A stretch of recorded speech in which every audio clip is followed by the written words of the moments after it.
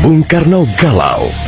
Ia menghitung jika sampai terjadi peperangan, secara matematis tidak akan mungkin bisa mengalahkan sekutu. Persenjataan mereka jauh lebih lengkap dan keahlian militernya lebih memadai.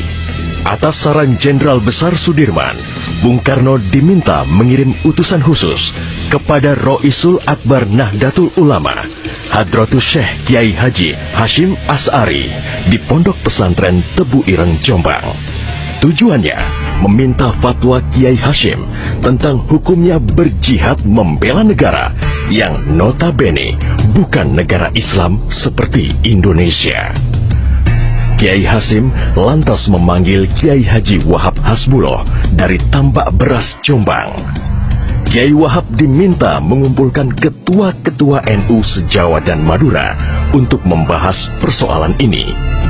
Bukan hanya itu, Kiai Hashim juga meminta kiai-kiai utama NU melakukan sholat istikharah, salah satunya Kiai Abbas dari Buntet, Cirebon, Jawa Barat. 21 Oktober 1945, seluruh delegasi NU se-Jawa dan Madura telah berkumpul di kantor pusat Ansor di Jalan Bubutan, Surabaya. Kiai Hashim memimpin langsung pertemuan tersebut dan kemudian dilanjutkan oleh Kiai Wahab. Setelah melalui diskusi yang cukup panjang dan mendengarkan hasil istikharah para kiai utama NU, esok siangnya, tanggal 22 Oktober 1945, pertemuan menghasilkan 3 rumusan penting yang kemudian dikenal dengan istilah Resolusi Jihad NU. Pertama, setiap muslim, tua, muda, dan miskin sekalipun, wajib memerangi orang kafir yang merintangi kemerdekaan Indonesia. Kedua, pejuang yang mati dalam membela kemerdekaan Indonesia layak dianggap syuhada. Ketiga, warga yang memihak kepada Belanda dianggap memecah belah persatuan dan oleh karena itu harus dihukum mati. Dokumen resolusi jihad ditulis dalam huruf Arab Jawa atau pegon, ditandatangani Kiai Haji Hashim Asy'ari, disebarluaskan ke jaringan pesantren, tak terkecuali kepada komandan-komandan Laskar Hizbullah dan Sabilillah di seluruh penjuru Jawa dan Madura. Dokumen resolusi jihad juga dimuat di sejumlah media massa pergerakan masa itu. Hanya berselang 3 hari pasca resolusi jihad dicetuskan, 6.000 tentara sekutu mendarat di Pelabuhan Tanjung Perak, Surabaya dengan persenjataan lengkap.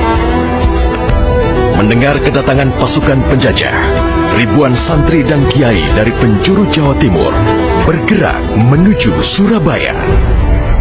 Situasi pun terus memanas dan cenderung tak terkendali. Resolusi jihad NU telah memompa semangat perlawanan rakyat dan memicu terjadinya pertempuran hebat selama 3 hari di Surabaya, tanggal 27, 28, dan 29 Oktober 1945. Tentara Inggris kewalahan menghadapi perlawanan rakyat Jawa Timur. Mereka lantas mendatangkan Bung Karno ke Surabaya untuk diajak berunding melakukan gencatan senjata. Pagi hari tanggal 30 Oktober, gencatan senjata ditandatangani pemerintah Indonesia dan Inggris. Namun, sore harinya terjadi insiden di Jembatan Merah yang menewaskan orang nomor 1 tentara Inggris di Surabaya, Jenderal Malabi. Gencatan senjata pun langsung berakhir. Pengganti Malabi, Jenderal Robert Munser, mengultimatum Laskar Pejuang dan tentara Indonesia agar menyerahkan senjata kepada Inggris paling lambat 10 November 1945. Jika tidak, Inggris mengancam akan membumi hanguskan Surabaya.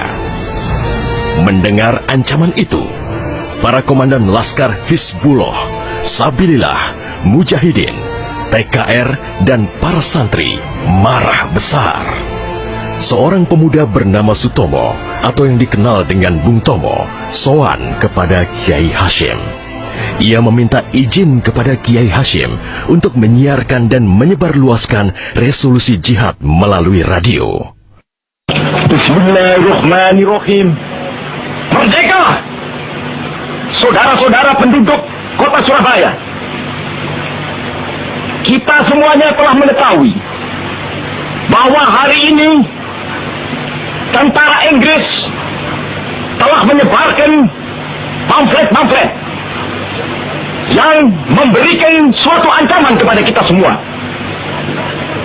Kita diwajibkan untuk dalam waktu yang mereka tentukan menyerahkan senjata-senjata yang telah kita rebut dari tangannya tentara Jepang. Tetapi inilah jabatan kita.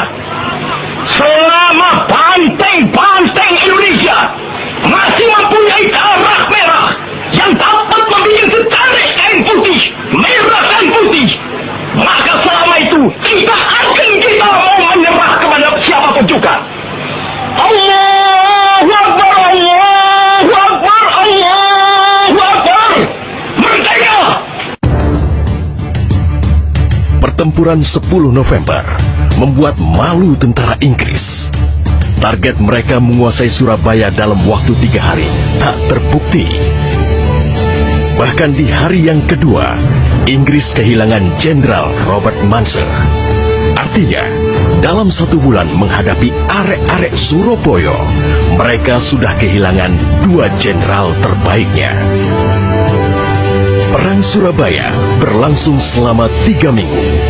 Takbir dan pekik merdeka menggema selama pertempuran berlangsung.